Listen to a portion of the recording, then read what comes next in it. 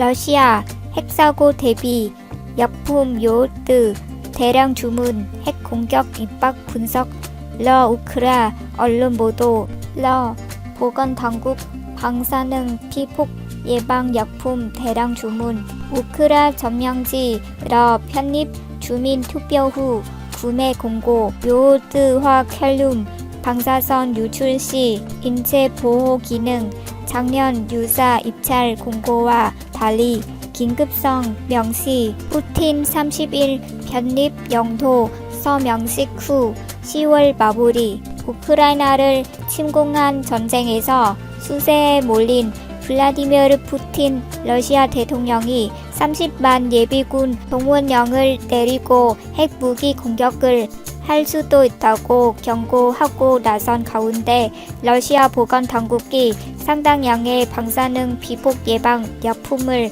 주문한 것으로 알려지면서 핵무기 사용에 대한 사전 대비가 아니냐는 관측이 제기되고 있다. 러 점령한 영토 우크라 탈환 시도 시 자국 영토 공격 간주 핵무기 사용할 듯 러시아 일간 코메르산트는 27일 자국 조달청 사이트를 이용해 공중보건을 책임지는 보건부 산하 의생물학청이 485만 루블 약 1억 2천만 원 상당의 요오트화 칼륨 구매 입찰을 공고했다고 전했다. 요오트화 칼륨은 방사선 유출 등으로 인한 응급상황 발생 시 방사성 요오트가 갑상샘에 농축되는 것을 막아 인체를 보호해주는 기능을 하는 약품이다.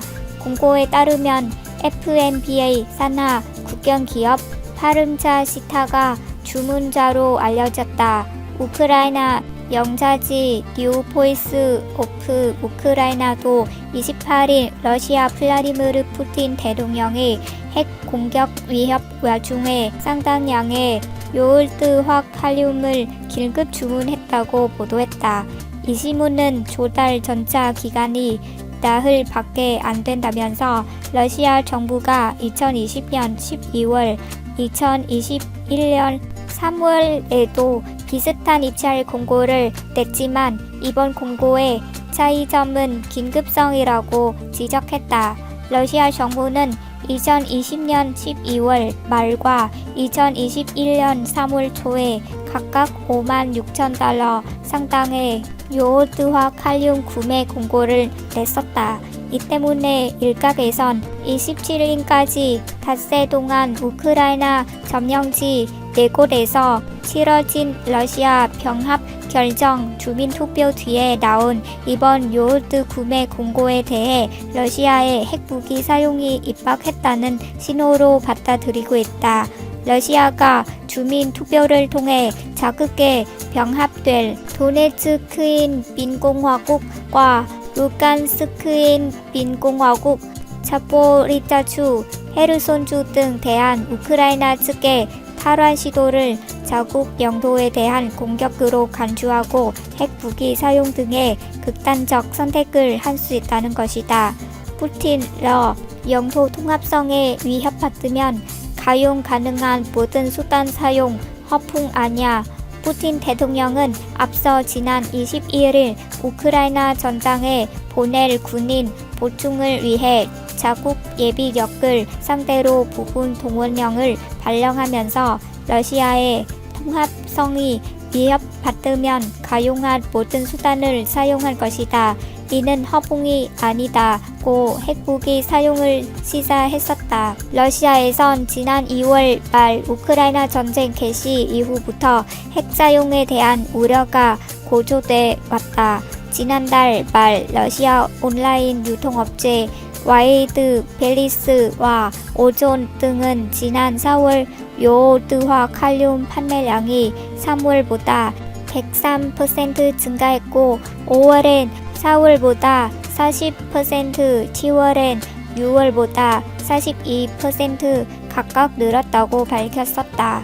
앞서 우크라이나 내 러시아 점령 지역 4곳에서 치러진 러시아 귀속 찬반 주민투표는 압도적인 찬성표로 통과된 것으로 알려진 가운데 러시아는 이들 지역 병합을 위한 절차의 속도를 낼 것으로 예상된다.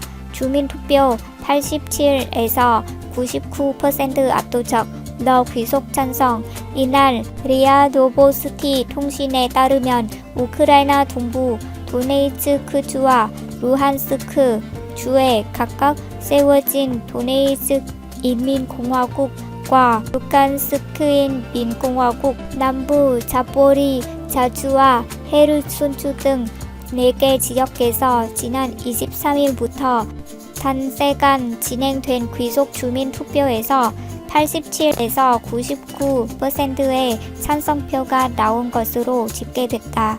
이러한 결과에 따라 러시아는 2014년 우크라이나 크림반도 병합 때와 마찬가지로 이들 지역의 자국 영토 편입 전차를 신속하게 진행할 것으로 관측된다.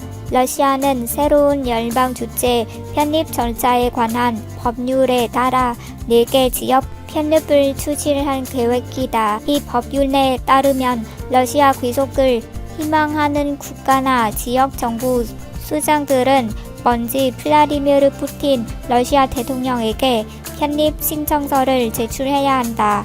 푸틴 오늘러 편입 요청 서류 준비. 레오니트 파세치니크 LPR 정부 수장은 이날 바로 오늘 푸틴 대통령에게 LPR에 러시아 편입을 요청하는 데 필요한 서류를 준비할 것이라고 밝혔다.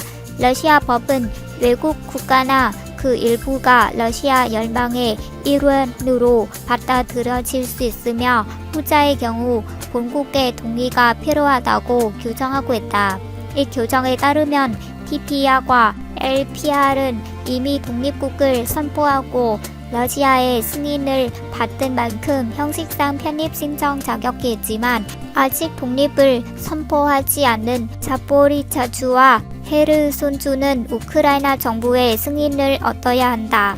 하지만 당연히 우크라이나 정부가 독립을 승인할 리 없을 만큼 2개 주는 앞선 주민투표에서 우크라이나로부터의 탈퇴와 독립국가 창설, 러시아 열방 편입 등에 대한 찬성 여부를 한꺼번에 묻는 방식을 택했다. 푸틴 대통령은 자국 정부 의회와의 협의를 거쳐 편입 후보 지역들과 국제 조약을 체결한 뒤 이 조약이 러시아 헌법에 부합하는지 헌법재판소에 묻는 절차를 밟는다. 여기서 긍정적 답이 나오면 조약은 러시아 하원과 상원의 비준, 동의, 대통령 최종 서명 등의 과정을 거쳐 발효하게 되고 새로 러시아에 편입된 지역들은 조약 조건에 따라 공화국, 주, 자치주, 자치구역 등의 지위를 부여받는다. 크림반도 러 귀속 시 주민투표 후 6일 만에 모든 편입 절차 끝내 2014년 크림반도가 러시아에 귀속될 때는 주민투표 이후 6일 만에 모든 편입 절차가 마무리됐다. 그러나 이번엔 해당 지역이 많고 투표도 5일 동안이나 치러진 만큼 절차에 더 오랜 시간 걸린 것이란 전망이 나온다. 러시아 일간 코메르산트 오는 30일 푸틴 대통령의 대의회 연설이 예정돼 있다는 점에서 이날 4개 지역의 편입 조약 서명식이 열릴 것으로 관측했다.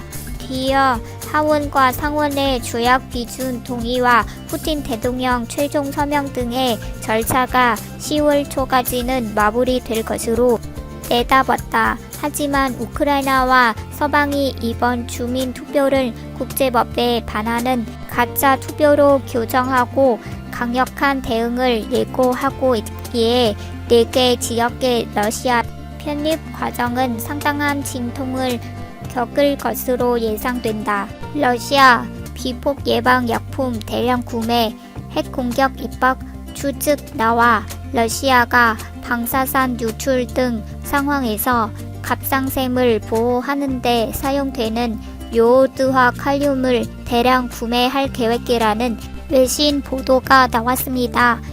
27일 러시아 일간 호메르산트는 자국 조달청 사이트를 이용해 보건부 산하 열방생물의 학정이 485만 루블 약 1억 2천만 원 상당의 요오드와 칼륨 구매 입찰을 공고했다고 보도했습니다. 요오드와 칼륨은 핵이나 방사성 물질이 인체에 위험한 영향을 미치지 않도록 갑상샘을 보호하는 역할을 합니다.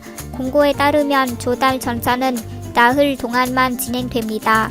코메르산트는 러시아 정부가 2020년 12월 말과 2021년 3월 초에도 비슷한 입찰 공고를 내던데 이번 공고의 유일한 차이점은 입찰의 긴급성이라고 전했습니다.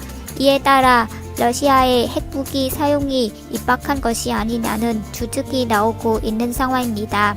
앞선 지난 22일 플라디미르 푸틴 러시아 대통령은 모든 수단을 동원하겠다면서 서방의 핵 위협을 한 바 있습니다. 미국은 러시아가 핵무기를 사용할 경우 심각한 결과가 있을 거라고 경고하며 동맹국들과 단호하게 대응하겠다고 밝혔습니다. 아베 국장서 나온 안내방송에 중반근 뭐라고 했길래 아베 신조 전 일본 총리국장에서 일본 측이 중국과 대만을 분리해 소개하자 중국 측이 발끈했다. 18일 아사히 신문은 왕원빈 중국 외교부 대변인이 전날 열린 장례 기자회견에서 대만은 중국에서 떼어낼 수 없는 일부이라 하나의 중국 원칙은 국제관계에서의 교직이라고 밝혔다고 보도했다. 전날 도쿄 소재 일본 무도관에서 열린 아베 전 총리 국장에서 일본 측이 중국과 대만을 따로 소개하자 이를 지적한 것이다. 일본은 국장 당시 내빈 국가명이나 지역명, 소속기관명 등이 장례에 낭독되는 가운데 참석자들이 고인의 대형 사진 앞에 마련된 헌화대에 꽃을 놓는 이른바 지명 헌화 순서에서 중국과 대만을 구분했다. 국장 주재 측은 중국을 중화인민공화국이라고 안내 방송했다. 대만은 타이완이라고 소개했다.